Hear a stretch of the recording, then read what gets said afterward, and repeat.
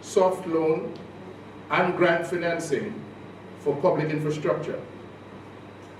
But in China's area of strength, identifying and meeting global needs for goods and services, there has been very little, if any, focus on transfer of technology to build the capacity of Dominica's economic growth engines, create jobs and entrepreneurship opportunities, especially for the youth, and earn more national income. In the area of agriculture, we saw cutting-edge farm management and production techniques capable of revolutionizing Dominica's agriculture, agro-processing industry into an exemplary farm-to-market success story for high world market demand products like coconut, cinnamon, turmeric, vanilla, coffee, lemongrass, and other wellness herbs. 130 million Chinese from a rapidly expanding middle class travels out of China every year for vacation. A small percentage of these tourists could dramatically transform our tourism performance. Our observation of this emerging market encourages us in the belief that we can find the know-how to direct some of these Chinese tourist dollars to our nature island product. On the vital question of an international airport for Dominica, we concluded that the design, technology, and financing solutions for the construction of a modern, eco-friendly, state-of-the-art facility are available from China and will be pursued as soon as the United Workers' Party government takes office.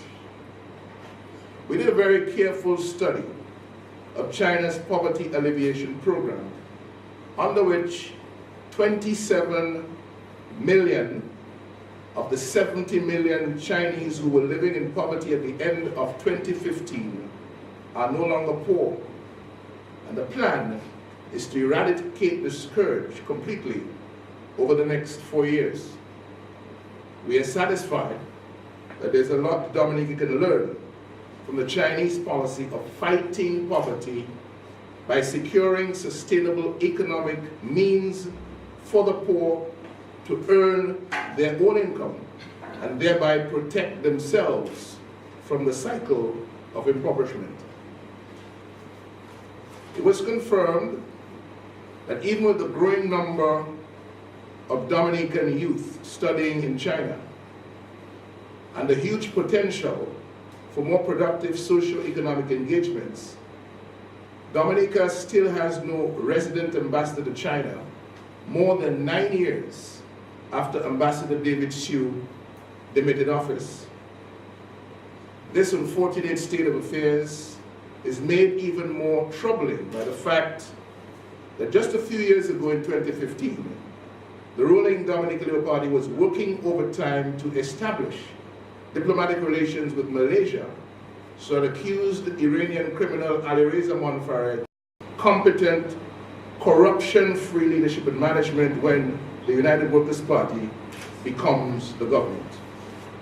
We therefore look forward to working with the ruling Communist Party of China, especially in building governance capacity to serve the people who are the masters of their own fate and who, in the quest to become the best that they can be, assign their power to politicians and political parties to govern lives for the common good. In the context of our agenda of opportunity for all, for the unemployed youth yearning to earn their own money, for small business striving for profitable growth, for low-income citizens anxious about avoiding the welfare road, for farmers, fishermen, builders, carpenters, masons, plumbers, electricians, and other professionals, for our public servants and private sector employees, for seniors who simply want to live out their years in dignity, this visit to China has served us well. It was educational, it was enlightening, It was enjoyable. We thank China's ambassador to Dominica, Lu Kun, and his staff for the excellent arrangements that facilitated this visit. And we thank our host in Beijing and Hubei province for their truly amazing hospitality. We'll take your questions. Yes, Mr. Curtis Murphy. Yes, yeah, thank you. Thank you very much, Mr. Linton. During your statement, you indicated that something to do with the One China policy, the fact that the UWP recognized the One China policy. Could you tell us now what is the position to do with the UWP and the One China policy? Do you in fact recognize the One China policy? Interestingly, you heard the statement, and you heard me say that we recognize the One China policy, but you're asking me whether we recognize the One China policy. So obviously, you don't believe what I said. But let me be clear, Curtis, and let me be clear to everybody in here. Our position on China was not negotiated. We did not sit down in a room and with the promise of X amount of $1 million for this or for that. We believe in One China policy. We took a decision years ago, having regard to the fact that the Labour Party government entered into diplomatic relations with China in 2004. Our decision subsequent to that was, should we come into office, we would not switch diplomatic relations. We made that known very clearly. And here's the basis on which we stand. Very simply, it's a territorial integrity matter, in the sense that what the Chinese are claiming is, very simply, that the geographical spaces that represented China years ago, before the internal difficulties surfaced, in fact, is China. That is the one China. So when you go across the Bering Straits and you get into the island of Taiwan, etc., all of that originally was Chinese land, and that defines the territorial integrity of China. Under that banner, we recognize that there is one China, the One China policy, so to speak. And the rest of it, China does not interfere in the internal matters, internal affairs of other countries, nor do we. All we are saying is that we recognize the policy, and we look forward to the day when, hopefully sooner rather than later, the territorial integrity issue of China will be amicably resolved.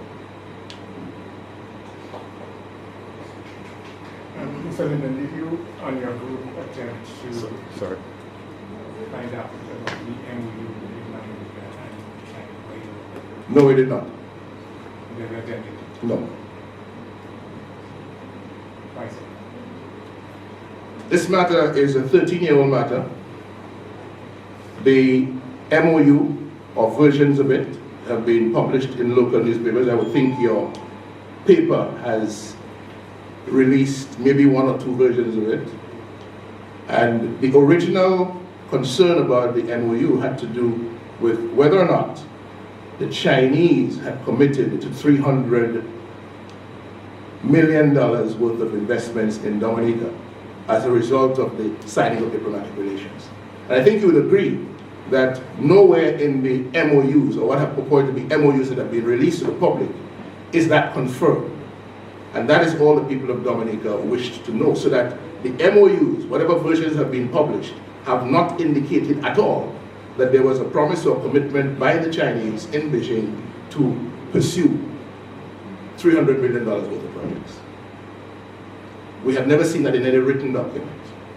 And so the Chinese in the last 13 years have, as far as we're concerned, lived up to their commitments that have been made to the government under the bilateral relations agreement to finance and to move forward with certain infrastructure projects. We've seen them. We've seen the stadium. We've seen the work on the West Coast Road. We see the work going on at the hospital right now, and all of the other projects that have been completed in between. We believe We've always said that the Chinese have remained faithful to whatever demands have been placed on them, whatever requests have been made for assistance under the bilateral. And so, as far as we're concerned, there is no issue. And so, we didn't go to Beijing, I said that clearly, to look for an MOU. Because as far as we're concerned, 13 years later, with a relationship evolving, and as far as the government is concerned, doing well for Dominica, a hunt for an MOU in Beijing wasn't what was on our minds. Is that a dead issue right now, Mr. Lincoln? Well, I've considered it to be a dead issue for a very long time.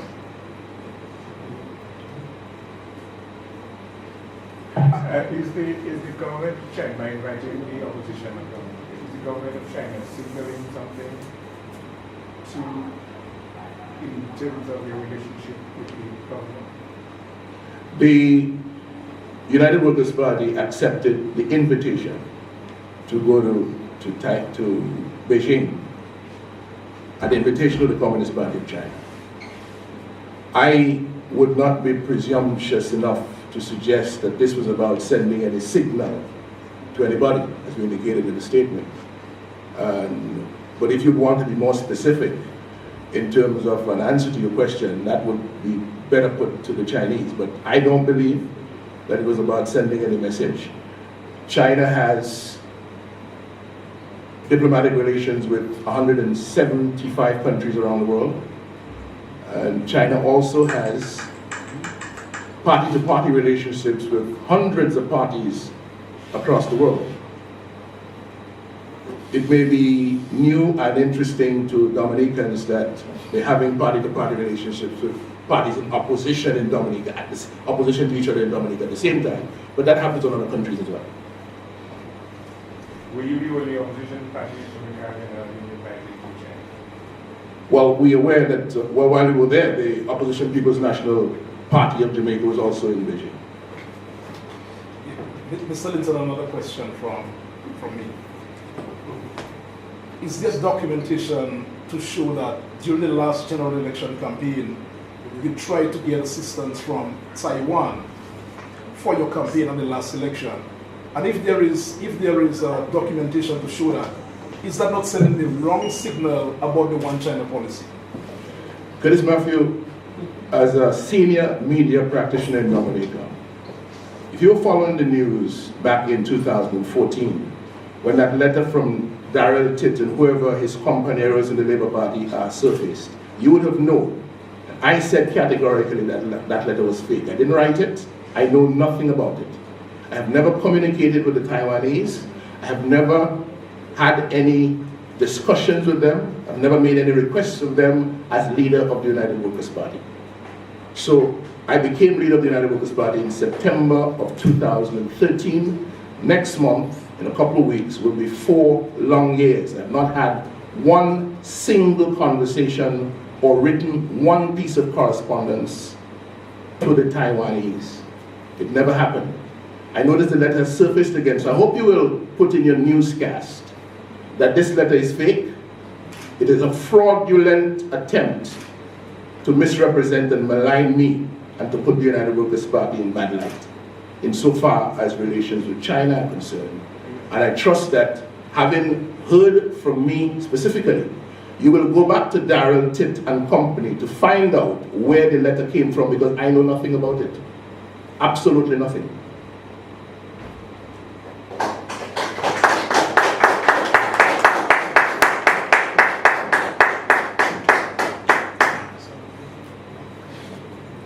Good afternoon. Good afternoon. So Linton, you mentioned, you spoke about the students in China. Did you have a chance to meet with any of the students? Not as a group. But, okay, not as a group. In your dialogues, individual dialogue with any of our Dominicans up there, what is the state of affairs with Dominicans in China, and why are you calling for an ambassador, resident ambassador? Well, we're calling for resident ambassador because we think it's the right thing to do. The government says to the people of Dominica that the relationship with China is important. And they started a relationship with an ambassador in Beijing, the name of David Xu, 2004. In 2009, he demitted office. In 2017, we still have no ambassador after Ambassador David Sue. If the relationship with China is important, you would think that we want to have an ambassador on there, having regard to the number of engagements that we are involved in and expect to continue to be involved in, and with the growing number of students from Dominica who are in China. So, the first place that Dominica would want to have an embassy anywhere, having regard to the scale of the assistance from China to Dominica and the expectations of the government going into the future, I think it's only reasonable for us to have an ambassador there, especially since we had one before. And since he demitted office in 2009, there's been no replacement. On the question of the Chinese, of the Dominicans studying in China, I'm going to ask Hector John to make a few comments on that, because he has had some conversations, as I myself have had, but I would like to let him address that. One follow-up. To the ambassador, would you have any nominations? No, I don't have any nominations in mind, but we're clear. It should be a competent, qualified Dominican national who did not purchase Dominican citizenship. Just quickly, good afternoon. I had the opportunity to contact about two or three Dominican students, just trying to have an interaction with them, and because of the time limit, we didn't meet with them, but we interacted with them, and I think going forward, as Mr. Linton said, we needed one of the students told me that's one of the major concerns in terms of they have difficulties, who can they turn to really assist them, and I think that is one of the concerns, one of the reasons for me. I believe going forward in terms of our students' representation of our country, the agreement that we have with China, it would be very critical for us to have an ambassador. And our students, I think also what we did up there as well, as we said, is the agreement is with Dominica. We took the opportunity to thank the Chinese government for the assistance towards education, and the 12 new students who are on their way to China right now to further their education. So we have in excess of 100 students out there. You know, if they have any concerns, what they're going to turn to. You know, and I think it's important. That's why hopefully next time we're up there, we'll try, or yes, we raise that concern as well with the people who are us out there, that we maybe meet with them and have a dialogue with them. But we didn't meet with them as a group, but we met with about three or four of them. Mr. Linton and the others met with one coordinator, but yeah, that is. Yeah, and they had holidays as well. They told us that some of them were some of the province on vacation, and some of them they were working as well. Mr. Linton, one question. Sorry. Good afternoon, sir. Good afternoon to the rest of the. Good afternoon, sir. Good afternoon.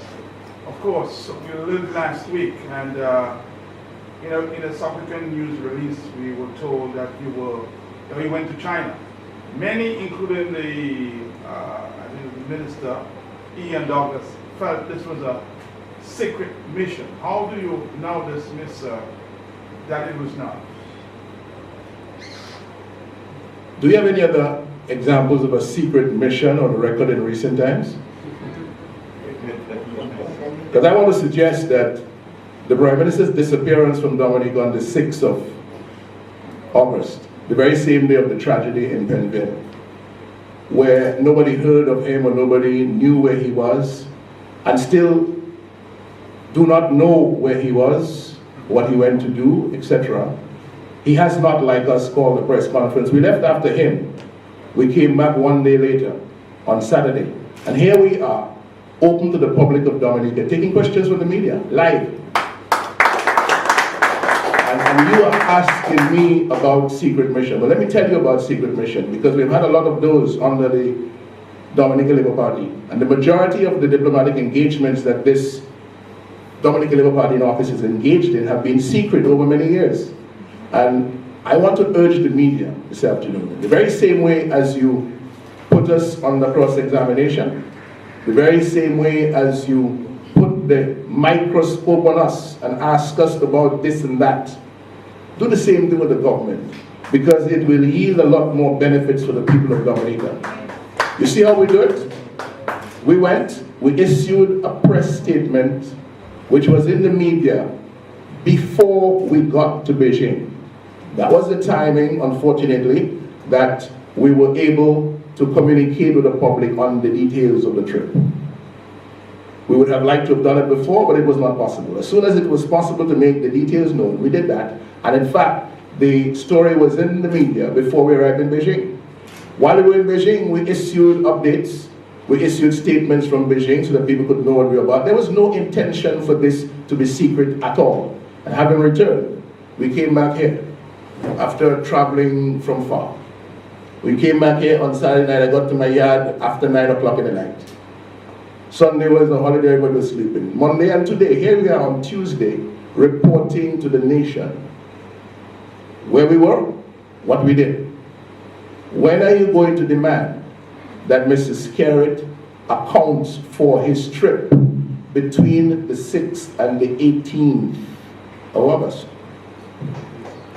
These are secret things, but they need to come to the surface. What was he doing? Where was he? You know where we were. Did I speak to you on Q95? Yes, you did. Live from Beijing? Right. Thank you very much. Another question. Yes, sir. Let's turn the microphone this time to Daniel. To Mr. Luge? Yes. It was brought to my attention, Mr. Luque, that I saw live that in Beijing, you were wearing that t-shirt, Skerritt must go. That went live. Do you think in the international forum, that's the kind of message that you should be sending? Mark, in the fullness of time, we'll have a full statement on this matter. So you choose not to talk about this? I choose not to talk about it now, and in the fullness of time, you will have a full statement and a full explanation. Mr. Vincent, Yes, sir. you mentioned that the one China policy. Did you vote from last meeting, or were you always, did you always have a China policy? We said, and I repeat, we arrived at recognition of one China years ago, not now. We didn't do it in Beijing this time. It was not, we didn't go down there to negotiate one China. We've been with the recognition of the one China policy since before we contested the election in 2014, long before that.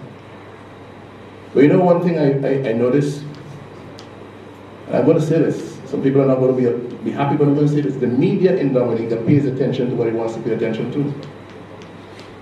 And it doesn't matter what we say, it doesn't matter how long we have been saying. There was one time in 2014, April of 2014, a story was published in the Dominican News Online, where we were saying we have no intentions of switching diplomatic relations when we win the government. And Matthew Walter took us to task, calling me hypocrite, etc. It's on Dominican News Online.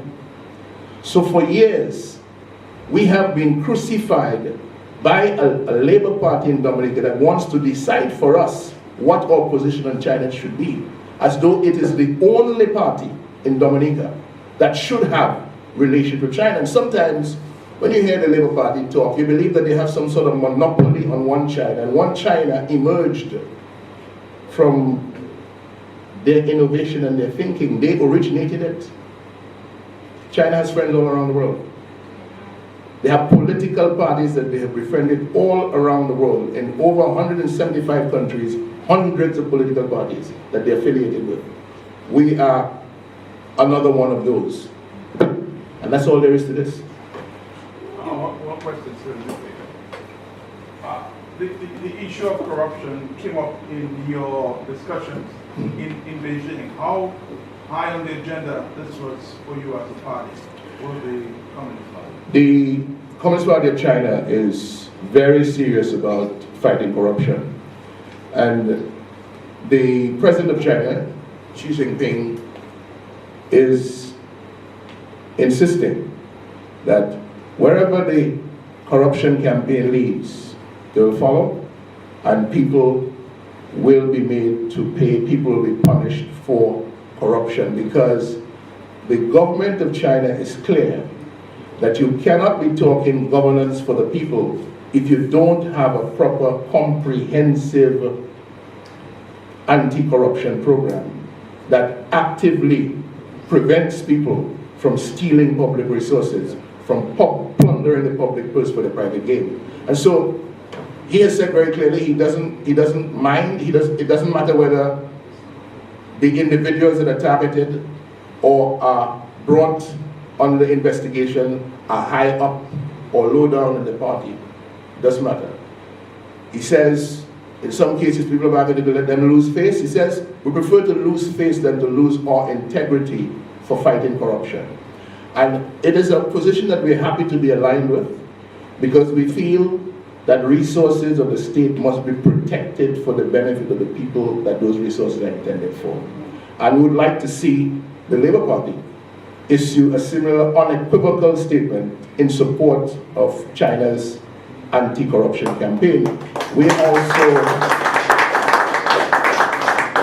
also looking forward to working with the Communist Party in China on its corruption prevention efforts, because in that context there is going to be significant networking among the parties all across the world that is affiliated with in helping to hunt down criminals who are stealing state resources. Mr. Linton, you attacked the media a while ago because you claim that you have been around a long time and the media has not done certain things. If Dominica has joined relations with China so many years ago, and the media people are coming here to ask you that so many years later, could it be that you probably have not been clear on that policy with China? I do not know what you're talking about. I don't understand the question. For my benefit, could you please repeat it? What are you asking? Have you been clear on the one China policy? Absolutely. In what way, Mr. Linton? What do you mean in what way? Yeah, how have you been clear? Okay, but what is there to be unclear or clear about? I'm saying, if you're attacking the media, No. For not putting out certain things, could it be that you probably have just not been clear? Why did Matthew Walters say in 2014 that I was a hypocrite? Did you read the story in Dominica News Online? He was saying I was a hypocrite because I was saying we have no issues with China and we will be in a relationship with China when we become the government. All I said, Curtis, Matthew, is that the media reports what it wants to report. And the media has allowed the Dominican Labour Party to speak for us on this question of China. And I hope that this is where it ends. I hope that as opposed to reporting the fake news and propaganda of the Labour Party, you report what we have honestly and faithfully communicated to you about our position with China. Nothing more than that, nothing less than that. In your deliberations and your discussions, re-corruption, did you give any clear examples of what may be going on in Dominica? No, we did not focus at all on the Dominica situation. There was this fear. So you did not wash your dirty linen in the park? I don't have dirty linen in my let me tell you something about dirty linen. In the house that I live, and in the one that I grew up as well, dirty linen is washed at the home. If for some reason you cannot wash dirty linen at the home, I grew up in Margot, we used to go by the riverside to wash it. Now riverside is very public, so if you wash it at home, then nobody knows what you're washing. If you wash it by the riverside, there's a chance that people might see. So my advice to the Labour Party about its dirty linen: wash it for yourself. Get it clean. If you wash your dirty linen for yourself, there's no temptation for anybody else to want to help you to wash it, you know. But regarding China on this trip, we had absolutely no discussions, no dialogue at all with any official in China about corruption in Dominica. That was not what we went there for. But there'll be time and place in the future for those kinds of engagements if the government does not desist from the practices that it is now engaged in.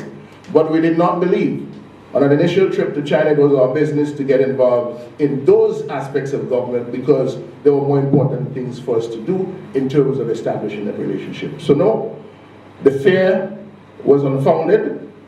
We did not wash any quote-unquote dirty linen of the Labour Party in the public of Beijing or Hubei province or we did not do that. Yes. Yeah, Mr. Linson, Ambassador Gregoire, could you tell us the role he played on that trip to China? Ambassador Gregoire was our international affairs consultant.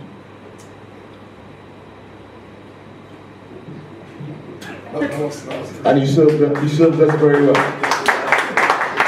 He served us with distinction. Another question. Yeah. Yeah, Mr. Linton, it's been suggested that during the trip, you made reference to projects and programs embarked on by China in Dominica. Some people are suggesting that in the past here in Dominica, you've not commented positively on these projects. Have you heard that statement, sir? Would you like to respond to that? I've heard that statement. I don't know how to respond to it. Right. But also, well, actually, we intended to have Ambassador Gregoire with us via Skype. The arrangement didn't permit us to do that. So, because he would have liked to talk to you and answer your question. But no, Curtis, I don't know. I've heard the statement. I really don't know what to make of it because there seem to be all these concoctions and machinations and so on. So I'll leave it as that. But you know, going back to this relationship with China and fears and concerns that people have had, I say that ideologies have never prevented us as a party from engaging with parties where we see the possibility of pursuing common interest, you know. In 1995, the United Workers' Party entered into diplomatic relations with Cuba. Cuba was then and still is a communist country. So that has never been a barrier as far as we're concerned. So sometimes when we listen to this conversation about China and all of the intrigue that the Labour Party has woven around it, we try to ask ourselves, well, what is all this about? And hopefully we'll get some answers for us, Curtis. Yeah. Thank you. Okay, back to Ambassador Gregoire. Of course, we have an elections coming up. Don't know the date, anytime. Would you say, or should people assume that Mr. Gregoire being part of that delegation to China could be, I repeat that, one of your representatives at the next general elections if one is to be called soon? If Ambassador Gregoire is available to contest the next general election, we'll be happy to have him on our ticket. But you know, Ambassador Gregoire has some very strong Labour Party roots. But should he be willing to join us, yeah, we'll welcome that. We'll be more than happy to have Ambassador Gregoire. Thank you. Thank you very much, ladies and gentlemen of the media. I want to repeat that this was a very enlightening visit and trip for us. Nothing secret about it, as you can see. And if there are any follow-up questions that you would like to pose, we're available. Everybody knows where to find us. I have some copies of the statement. We'll leave them with you, members of the media. I Thank may you. have missed it, Mr. Linton. Yeah. There's a lot of concern or questions about the three-pillar projects. Anything that came up for discussion at all? No, like I said, we did not discuss the existing government-to-government, state-to-state program with the Chinese officials that we met. We're more interested in understanding the Chinese economy, how well it has grown, the whole question of youth employment and entrepreneurship and things of that nature. So we accepted what's going on with the government as a given, and also accepted that the Chinese had been faithful in their responsibility to deliver on promises of assistance made to the government. Thank you. Thank you very much.